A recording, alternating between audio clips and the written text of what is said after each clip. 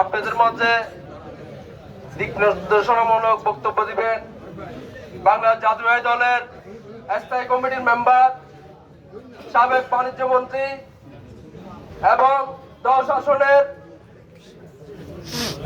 কর্ণধার ক্লিনিমেজের প্রার্থী জনাব আমির খসরু মাহমুদ চৌধুরী ভাই। জনাব আমির খসরু মাহমুদ চৌধুরী।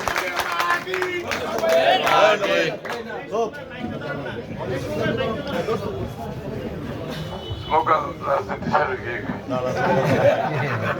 এখন করা করে রাজনীতি বুঝছো না। বিসমিল্লাহির রহমানির রহিম।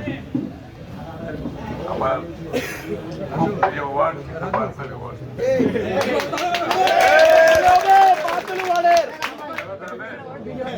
আমার বাবার অনেক লোকজন আমার বাবাকে এখান থেকে নির্বাচিত এবং নির্বাচিত মানে মন্ত্রী হয়েছে পাকিস্তান আমল। ওনার অনেক লোকজন এখন কিন্তু এই ওয়ার্ডে আছে, অনেকে মারা গেছে, বেশিরভাগ তো মারা গেছে, তাদের ছেলে মেয়েরা এখনো আছে। সুতরাং এই ওয়ার্ডের সাথে আমাদের এটা আসলে একটা ওয়ার্ড ছিল, কাঠতলি থেকে পানতলি পর্যন্ত একটা ইউনিয়ন ছিল, মনে আছে? অনেকে জানে না, আমি ছোটবেলায় দেখছি। এখন একটা ছিল পাহাড়তলি থেকে একেবারে কাঠতলি পর্যন্ত একটা। ওই চেয়ারম্যান হয়তো পুরো এলাকা থেকে একজন, ফজলগঞ্জ চেয়ারম্যান পাহাড়তলি, ওদিকে মাঝে মাঝে আলিমুল্লাহ চৌধুরী হইতে। ওয়ার্ড কিন্তু একটা অনেক বড় ওয়ার্ড। সুতরাং আমরা সব এক জায়গায় মানুষ এবং এখানে সবচেয়ে গুরুত্বপূর্ণ হচ্ছে এটা, এই ওয়ার্ডটা হচ্ছে সবসময় একটা চিন্তার জনগণ এখানে সবসময় এই ওয়ার্ডটা সব। আমি তো এখান থেকে 4 বার এমপি হয়েছি, মনে আছে আপনাদের? একবার ওই কি 15 ফেব্রুয়ারি না ওইটা সহ ওই কর্নেল ফারুকের সাথে ছিল।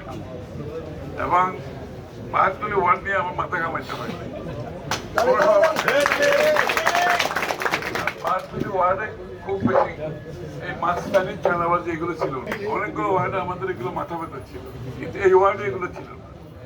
আমাদের লোকজন যারা স্থানীয় আছে, যারা ওখানে সেটেল করেছে, সবাই মিলে এই ওয়ার্ড থেকে একটা সমাজ, একে অপরের প্রতি সম্মান, মুরব্বী, এগুলো মানা হয়েছে, এখনো মানা হয়। এটা কিন্তু একটা ভালো দিক। অনেক ওয়ার্ডে এই সম্ভাবনা নাই, কিন্তু এই অবস্থা নাই। এই জন্য এই ওয়ার্ডটা একটা আলাদা গুরুত্ব আছে।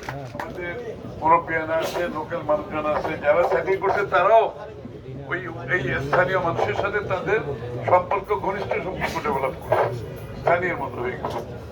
এই জন্য আমাদের জন্য এই ওয়ার্ড থেকে আমাদের জয়টা অনেক বড় করতে হবে।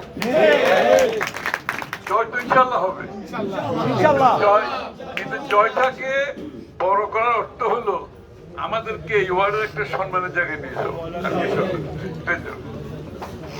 এখন সংগঠনের কোনো বিষয় আমরা এখানে নাই। 2 মাস পরে নির্বাচন, এই নির্বাচনে সংগঠনে কে সভাপতি, কে সেক্রেটারি, কে পদ আছে, কার পদ নাই, কিচ্ছু আসে যায় না। নির্বাচন হবে কেন্দ্রভিত্তিক কমিটির মাধ্যমে, নির্বাচন পরিচালিত হবে।